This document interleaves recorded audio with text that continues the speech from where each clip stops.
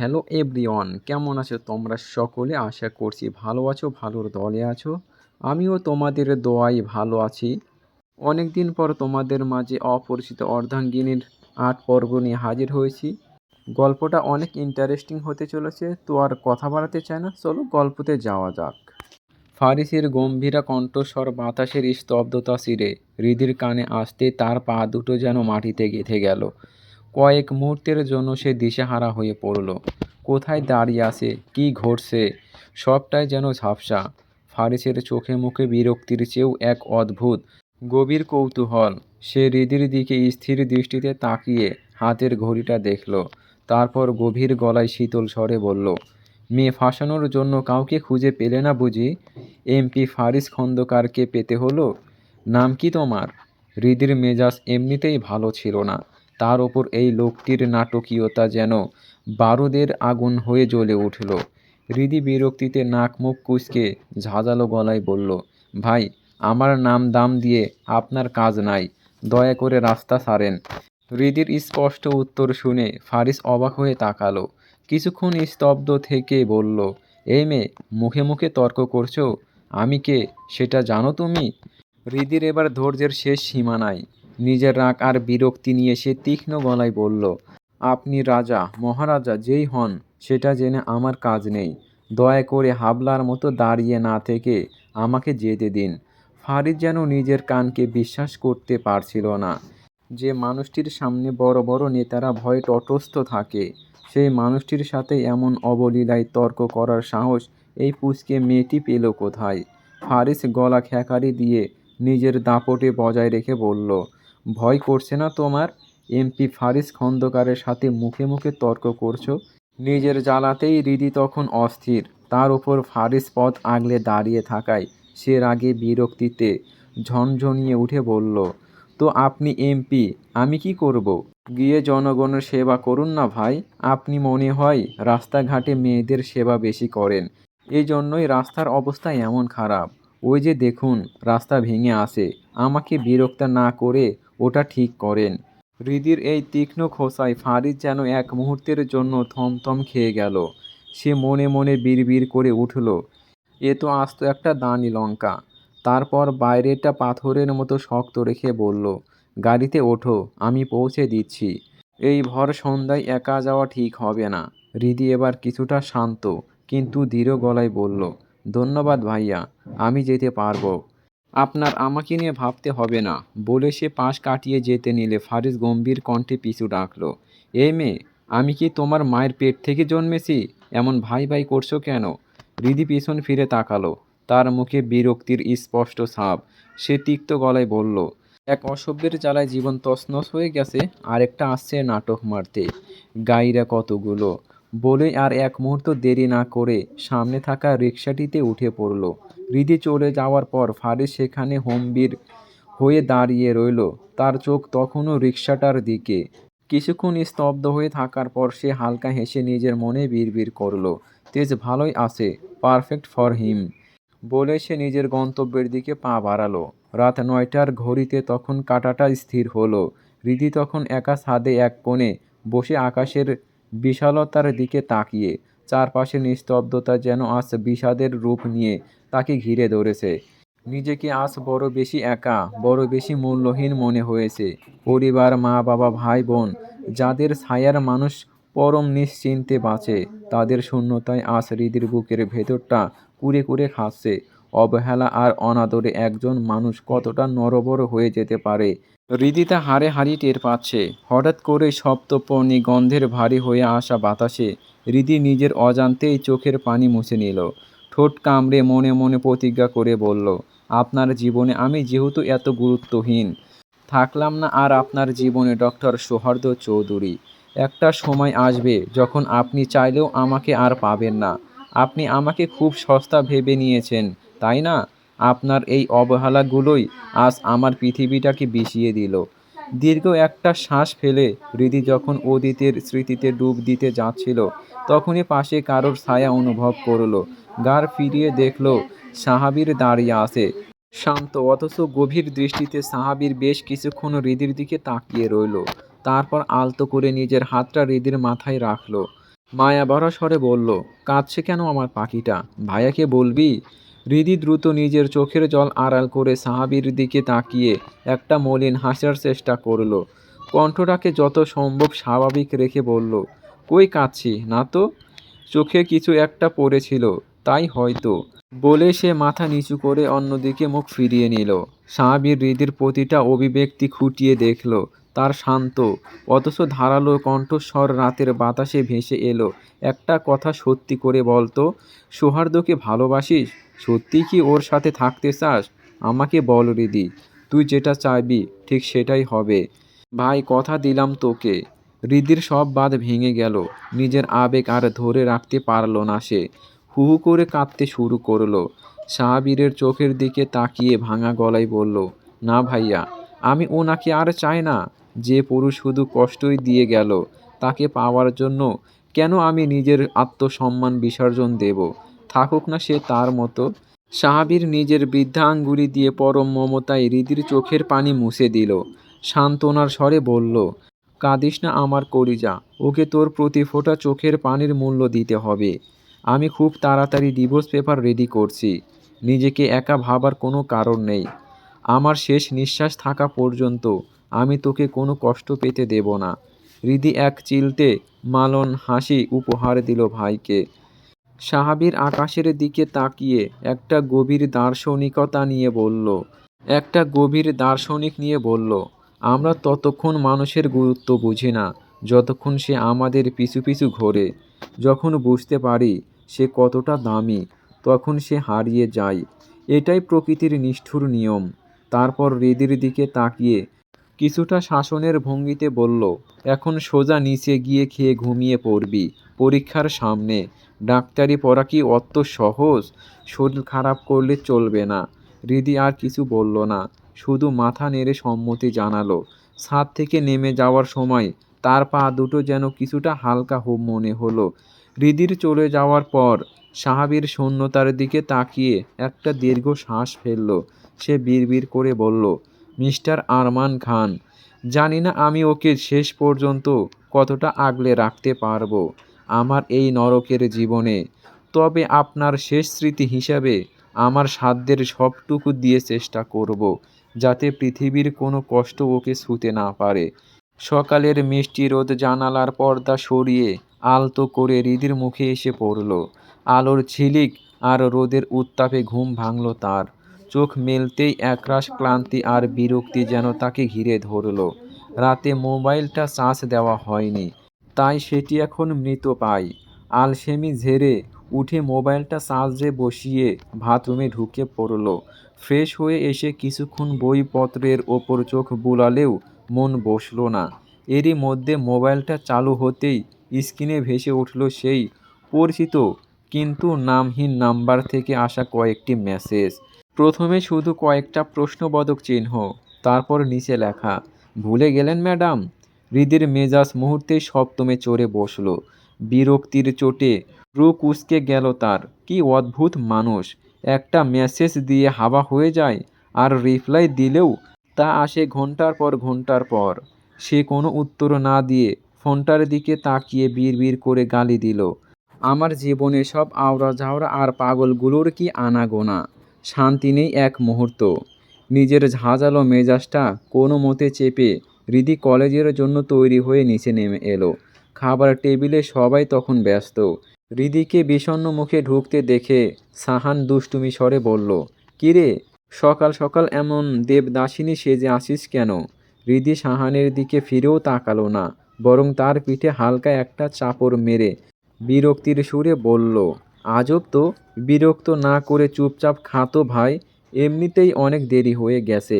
খাবার শেষ করে হৃদি যখন দ্রুত পায়ে বেরিয়ে যাওয়ার জন্য তৈরি, তখনই সাহাবীর গম্ভীর কণ্ঠস্বর তাকে থামিয়ে দিয়ে বলল, বাইরে একটু ওয়েট কর, আমি আসছি।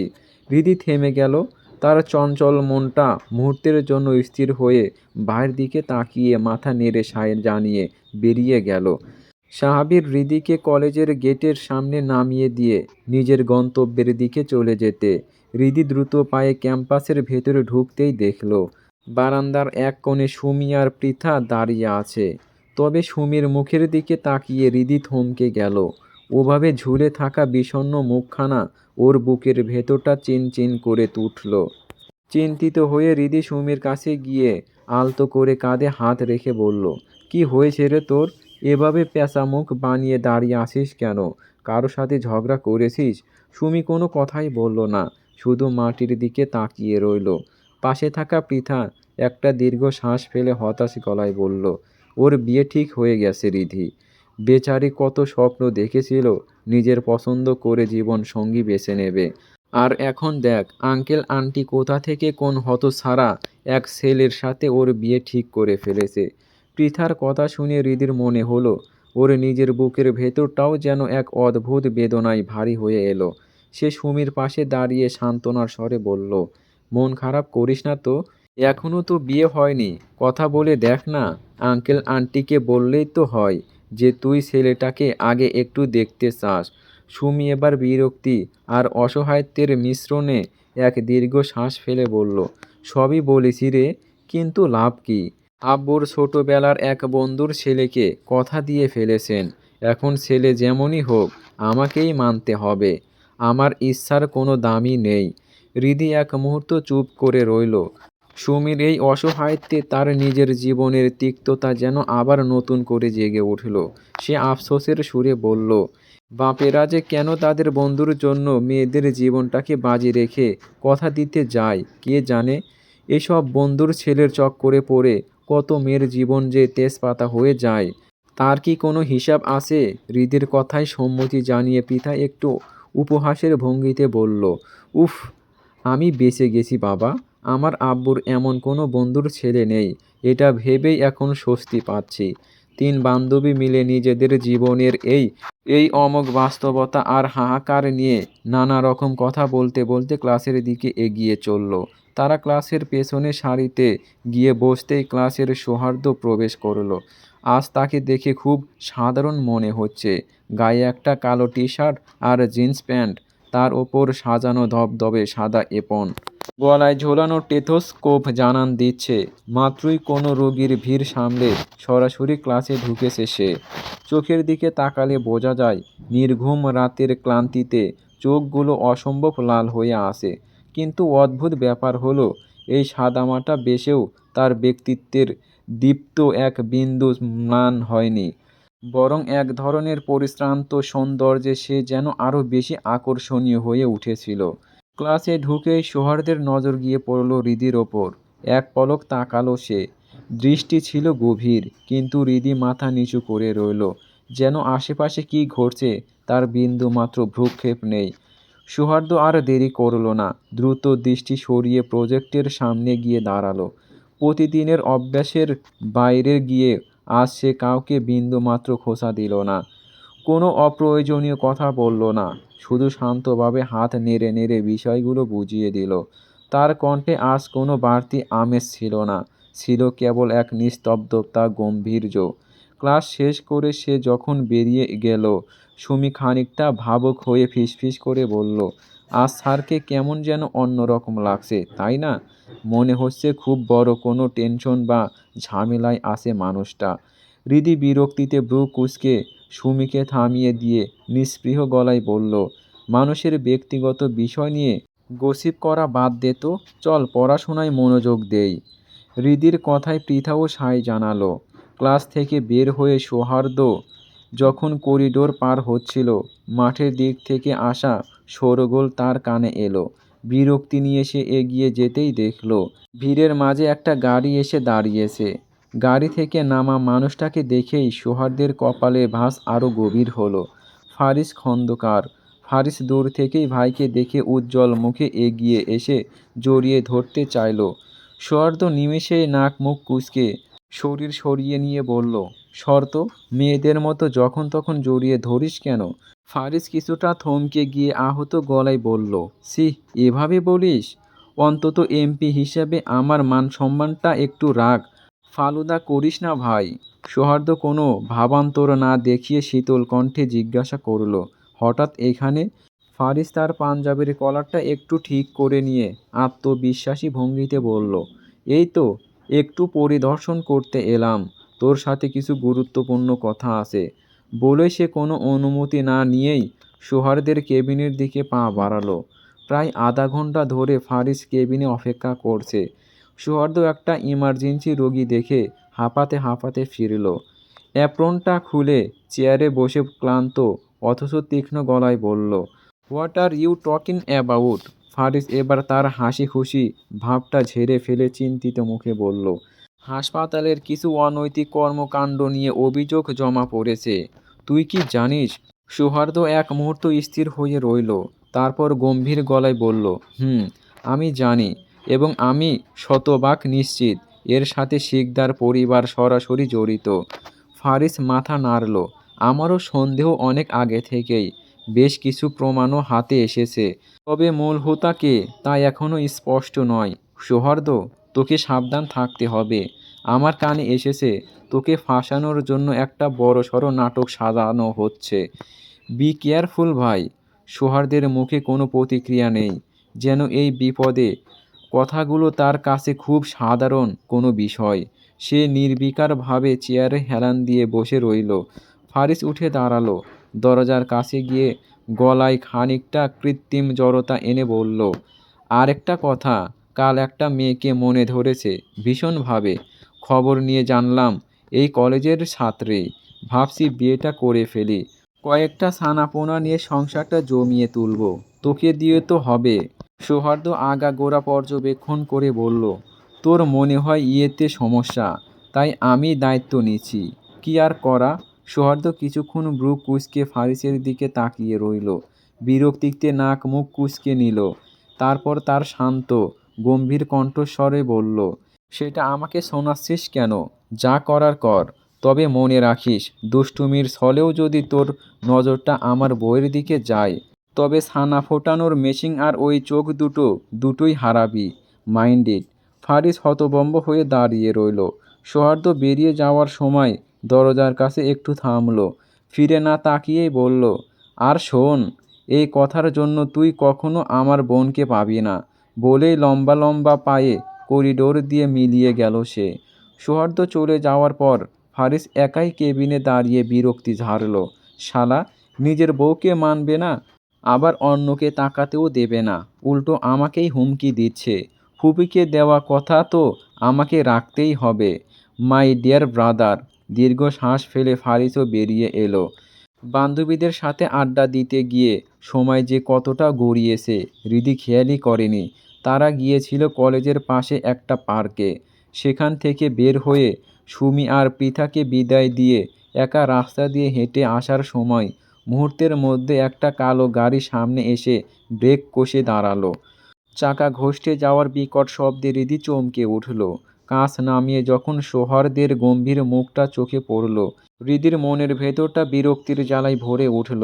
এক মুহূর্ত দেরি না করে সে পাশ কাটিয়ে চলে যেতে চাইল, কিন্তু সৌহার্দ্য দ্রুত গাড়ি থেকে নেমে হৃদির কবজি শক্ত করে চেপে ধরল। শান্ত কিন্তু শক্ত গলায় বলল, গাড়িতে ওঠো। হৃদি ঘৃণা আর রাগে ঝটকা দিয়ে হাত ছাড়িয়ে নিতে চাইল, কিন্তু সৌহার্দ্যের হাতের বাঁধন আলগা হলো না। যেন তার রক্তাভ চোখ দুটো যেন হৃদিকে পুড়িয়ে মারবে। সে দাঁতে দাঁত চেপে সে ফিসফিস করে বলল, মাথা গরম করবে না আমার দের ব্যাটারি, চুপচাপ গাড়িতে ওঠো। পরিস্থিতি বুঝে হৃদি হঠাৎ করে যা করল তা সৌহার্দ্যের কল্পনাতীত। থমথমে খেয়ে গেল বেচারা। হৃদি হঠাৎ জোরে চিৎকার করে কেঁদে উঠল, আমাকে ছাড়ুন। আপনি কে? আমি আপনাকে চিনি না। কোথায় নিয়ে যাচ্ছেন? তার এই আকস্মিক আর্তনাদে সৌহার্দ্য এক মুহূর্তের জন্য পাথরের মতো জমে গেল। বুঝে উঠতে পারল না এই মেয়ে এমন করছে কেন। সৌহার্দ্যের স্তব্ধতার সুযোগ নিয়ে হৃদি আবার গলা ফাটিয়ে চেঁচিয়ে বলল, আমাকে জোর করে গাড়িতে তোলার চেষ্টা করছে।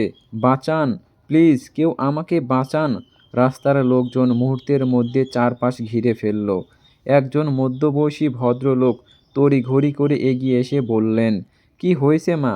এই ছেলে, তুমি কে? রাস্তাঘাটে একটা মেয়ের সাথে এমন টানাটানি করছো কেন? সৌহার্দ্য রাগে অপমানে কাঠ হয়ে গেল। সে বজ্রকণ্ঠে গর্জে উঠে বলল, just shut up, she is my wife. হৃদি যেন আবারও মরিয়া হয়ে উঠল। দুই পাশে মাথা নেড়ে সে কাঁদতে কাঁদতে বলল, চাচা, একদম বিশ্বাস করবেন না। আমি একে চিনি না। ও আমাকে পথ আটকে কুরুচিপূর্ণ প্রস্তাব দিচ্ছিল। আমি রাজি না হওয়ায় জোর করে গাড়িতে ঢোকানোর চেষ্টা করছে। হৃদির অভিনয় এতটা নিখুঁত ছিল যে উপস্থিত জনতা সোহার্দের দিকে তেড়ে এলো। সোহার্দ যেন বিশ্বাসই করতে পারছে না তার সামনে দাঁড়িয়ে এই মেয়ে কী সুন্দর অবলীলায় মিথ্যা বলছে।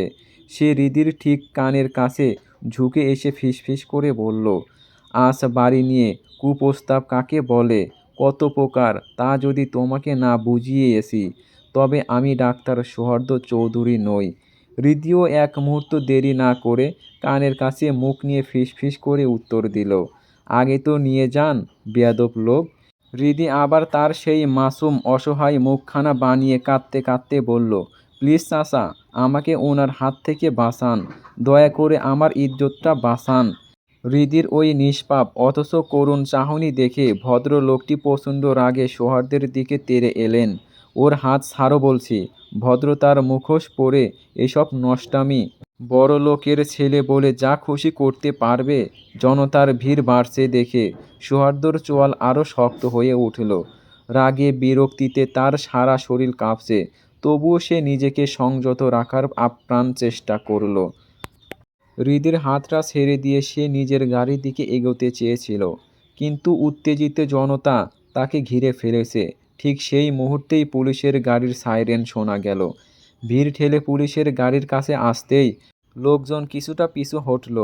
পুলিশ অফিসার গাড়ি থেকে নেমে সোহার্দকে দেখেই সালাম দিয়ে সবিনয়ের সাথে বলল, সরি স্যার, আসতে একটু দেরি হয়ে গেল। সোহার্দের ঠান্ডা চোখে তখন আগ্নেয়গিরির জ্বালা মুখ। সে হৃদির দিকে এক মুহূর্তর জন্য তাকালো। তার দৃষ্টি ছিল এক গভীর হুমকি। তারপর নিজের রাগ নিয়ন্ত্রণ করে শান্ত অথচ গভীর স্বরে পুলিশ অফিসারকে বলল, সাথে কি কোনো মহিলা পুলিশ আছে? সোহার্দের এই প্রশ্ন শুনে হৃদির হৃৎপিণ্ডটা এক মুহূর্তের জন্য থেমে গেল। তার ভেতরে হঠাৎ করেই একদলা ভয় দানা বাঁধল। এই লোকটা আসলে কি চাইছে?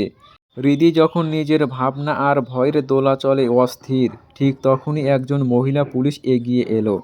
সোহার্দ তার দিকে তাকিয়ে নির্লিপ্ত গলায় বলল, ওটাকে সাবধানে পৌঁছে দিন, কোনো সমস্যা যেন না হয়, কথাটা মাথায় রাখবেন। নির্দেশ দিয়ে সোহার্দ আর কোনো কথা না বলে নিজের গাড়ির দিকে এগিয়ে গেল।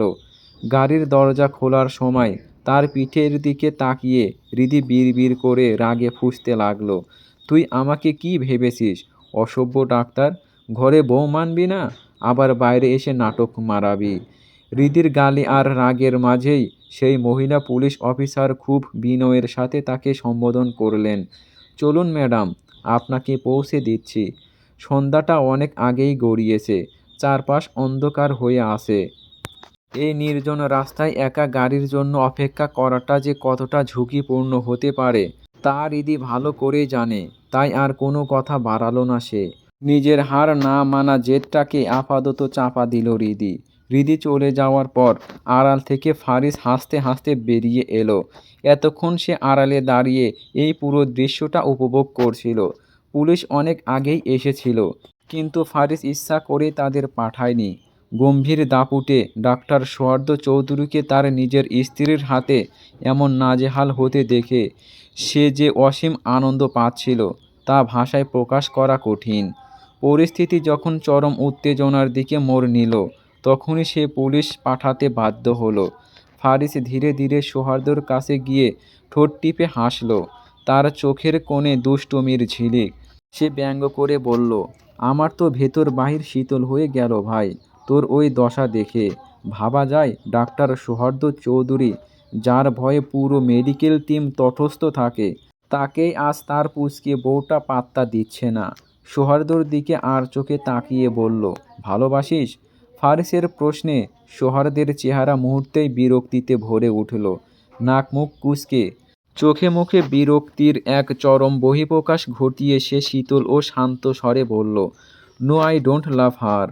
ফারিস এক মুহূর্ত সোহার্দের চোখের দিকে তাকিয়ে রইল, তারপর একদম সিরিয়াস ভঙ্গিতে বলল, ও আই সি, তাহলে একটা কাজ কর ভাই, দেরি করছিস কেন? তাড়াতাড়ি ডিভোর্সটা দিয়ে দে ভাই, আমি ওকে বিয়ে করে নেব।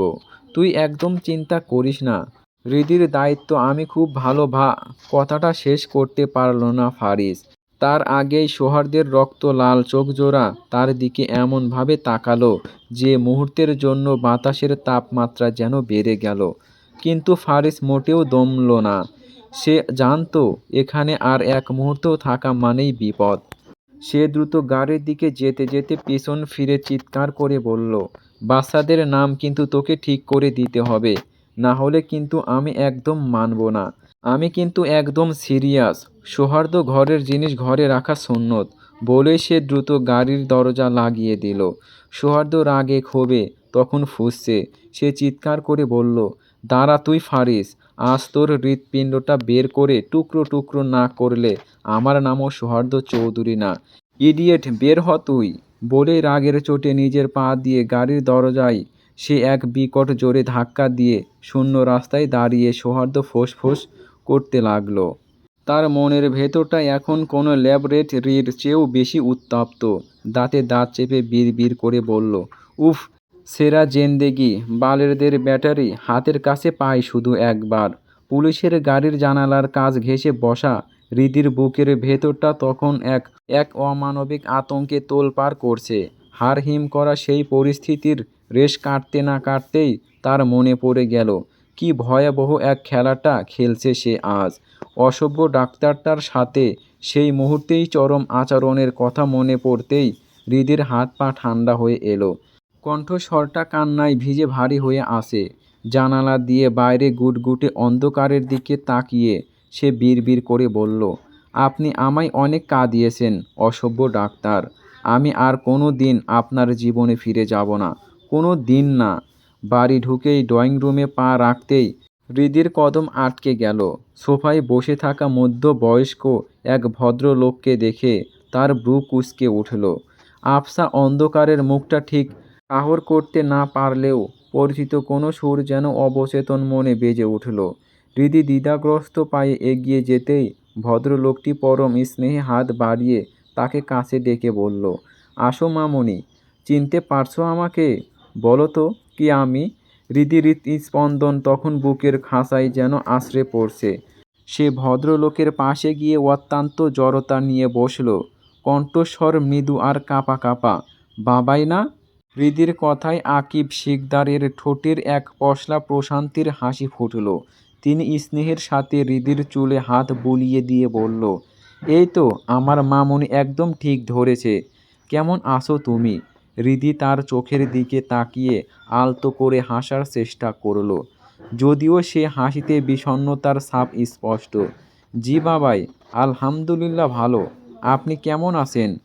আকিব শিকদার দীর্ঘ শ্বাস ফেলে মাথা নাড়িয়ে বলল, তোমাদের দোয়ায় ভালো আছি।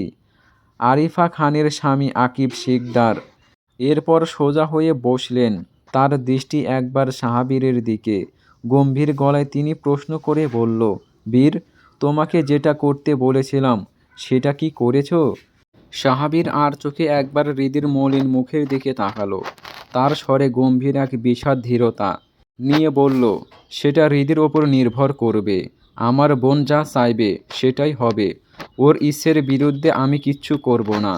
ছেলের এই নমনীয়তায় আকিব শিকদারের চোখে মুখে বিরক্তি ফুটে উঠল। তিনি কিছুটা ঝাঁঝালো স্বরে বললেন, ও তো ছোট মানুষ, ও কি ভালো মন্দ বোঝে? ওর ভালোর জন্য সিদ্ধান্ত আমাদেরই নিতে হবে। তুমি যত দ্রুত সম্ভব ডিভোর্স ফাইল করার ব্যবস্থা করো। ওই অসভ্য ছেলের কাছে আমাদের মেয়েকে আমি কিছুতেই রাখব না। কথাটা শেষ করে তিনি তীক্ষ্ণ দৃষ্টিতে হৃদির দিকে তাকিয়ে বলল, হৃদি মামনি, তুমি কি আদৌ ওর সাথে থাকতে চাও? হৃদির মনে হলো বুকের ভেতরে কেউ বুঝি তপ্ত শুলে গেঁথে দিয়েছে। কি বলবে সে? কোন দিকে যাবে? একুল ওকুল দুকুলই যে আজ তার জন্য বিষাক্ত। হৃদির পাথর হয়ে বসে থাকতে দেখে সাহাবীর দ্রুত বোনের পাশে গিয়ে বসল। বোনের কাঁধে আলতো হাত রেখে সে সান্ত্বনার সুরে বলল, তোকে জোর করে কোনো সিদ্ধান্ত নিতে হবে না। সময় নে, যা মনে আসে ভেবে দেখ। তুই বুঝে সিদ্ধান্ত নে, ভাইয়া তোর পাশে আছে। সাহাবীরের কথায় বাধা দিয়ে আকিব শিকদার প্রায় ধমকের সুরে বলে উঠলেন, আহ, ওকে বলতে দাও তুমি, চুপ করো। বলে তিনি তীক্ষ্ণ দৃষ্টিতে হৃদির দিকে তাকালেন। যেন তার উত্তরের অপেক্ষায় পুরো ঘরটা থমথম করছে। বলো মামুনি, তুমি কি চাও? হৃদির বুকের ভেতরটা তখন উত্তাল সমুদ্রের মতো তোলপাড় করছে।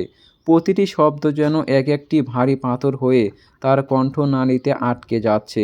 সে জানে না কি বলা উচিত, কিংবা কোন সত্যটা বললে এই দমবন্ধ পরিস্থিতি থেকে মুক্তি মিলবে। সে শুধু জানতো তার ভেতরে সব আবেগ মরে গেছে। নিস্তেজ স্বরে কোনো রকমে আমতা আমতা করে সে বলল, আপনারা যা ভালো বোঝেন করেন। কথাটা শেষ করে সে আর দাঁড়ালো না। চোখের কোণে জমে থাকা এক ফোঁটা অশ্রু গড়িয়ে পড়ল গাল বেয়ে। কিন্তু সেদিকে কারো নজর যাওয়ার আগেই হৃদি দ্রুত পা বাড়ালো নিজের রুমের দিকে। হৃদি সেখান থেকে বেরিয়ে যেতেই আকিব শিকদারের চেহারায় কঠোরতা ফুটে উঠল।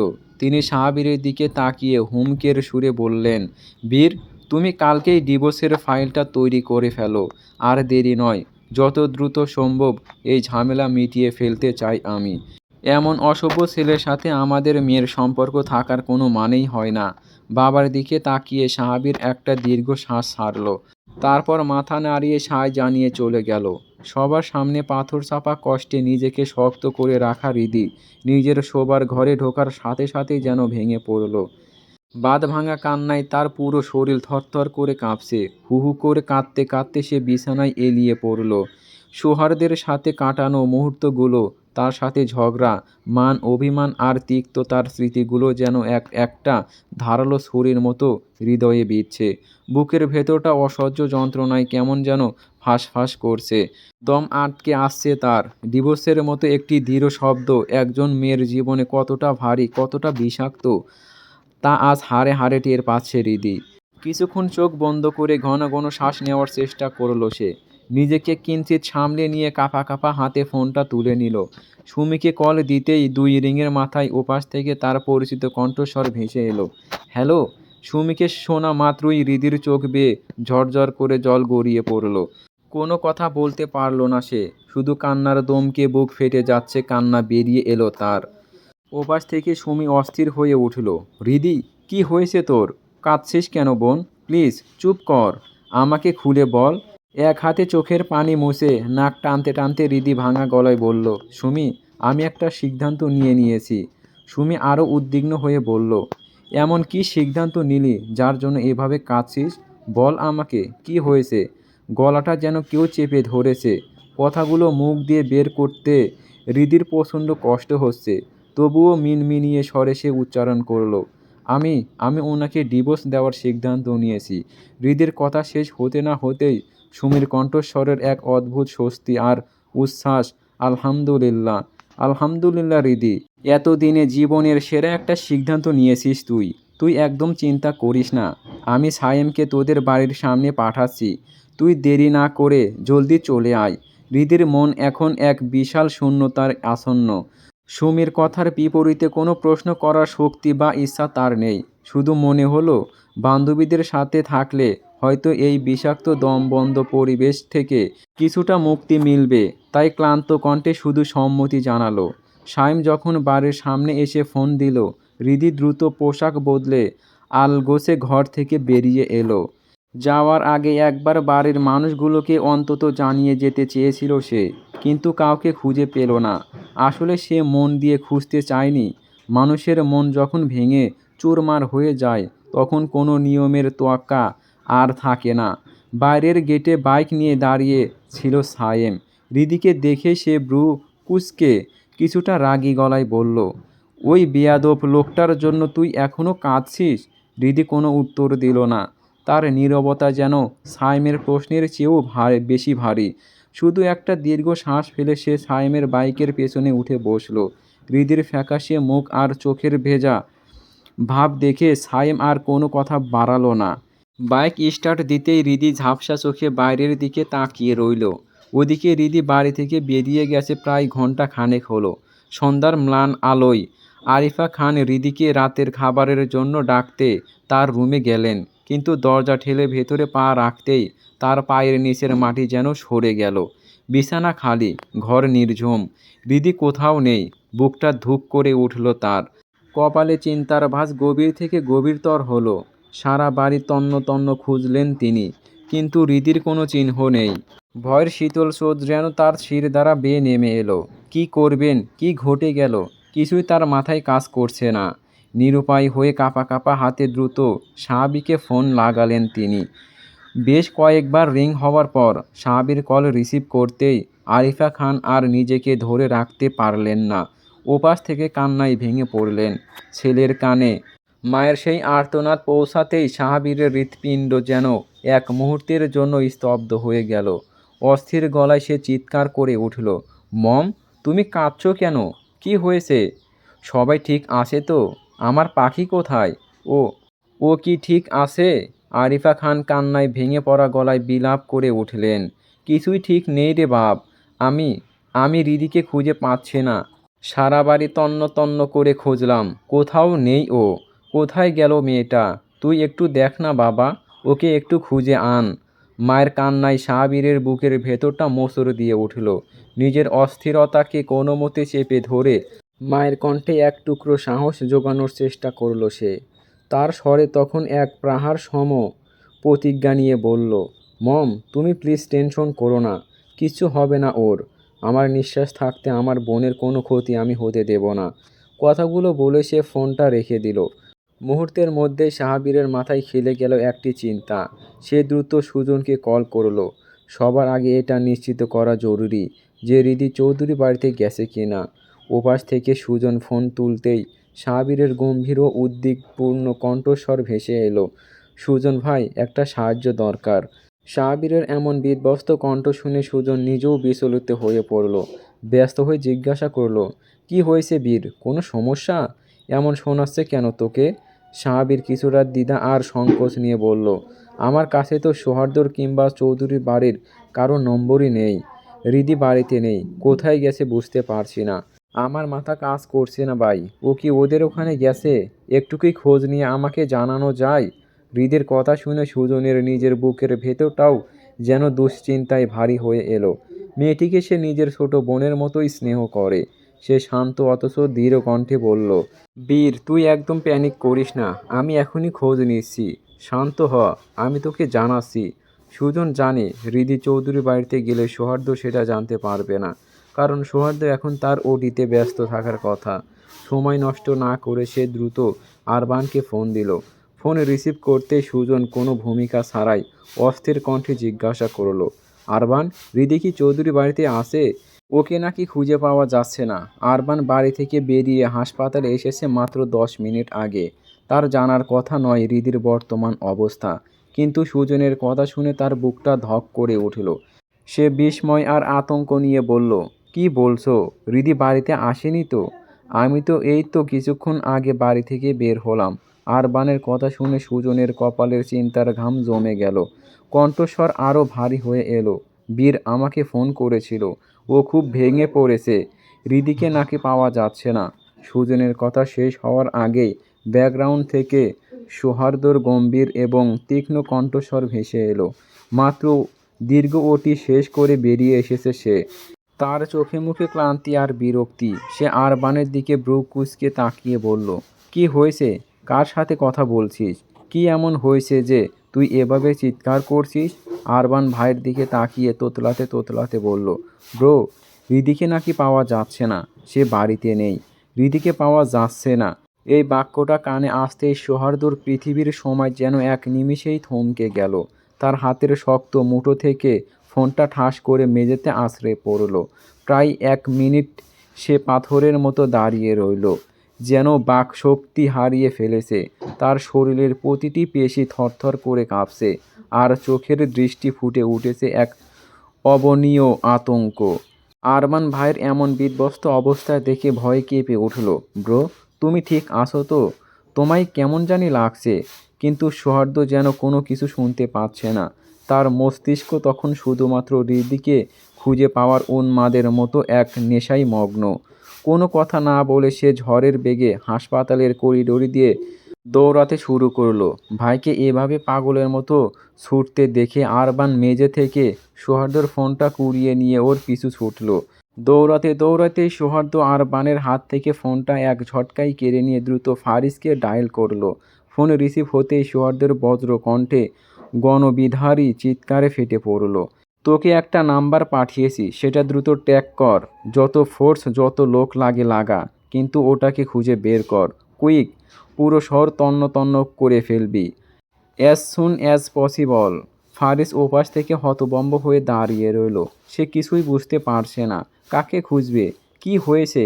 বিরক্তি হয়ে সে বলল, আরে ভাই শান্ত হ। কাকে খুঁজতে হবে সেটা তো বলবি। আর ওটা বলতে কাকে বুঝিয়েছিস? সৌহার্দ্য রাগে গর্জে উঠল। ওই ব্যাটারিটাকে খুঁজতে বলছি তোকে। কানে যাচ্ছে না? এত পেঁচাল পারিস কেন? হারি আপ, আধ ঘন্টার মধ্যে ওর খবর আমার চাই। ফারিস এবার চরম বিরক্তিতে চেঁচিয়ে উঠল, নামটা বলবি তো? কাকে খুঁজব? তীব্র রাগ আর উৎকণ্ঠার চাপে সৌহার্দ্য নিজের ওপর নিয়ন্ত্রণ হারিয়ে ফেলেছিল। ফারিসের প্রশ্নে তার চেতনা ফিরল। মুহূর্তের জন্য তার সেই বজ্রকণ্ঠ যেন ভেঙে চুরমার হয়ে গেল। নিজেকে একটু সামলে নিয়ে স্বর নামিয়ে এক অদ্ভুত করুণ আর অসহায় আর্তনাদে সে বলল, আমার বউ। প্লিজ ফারিস,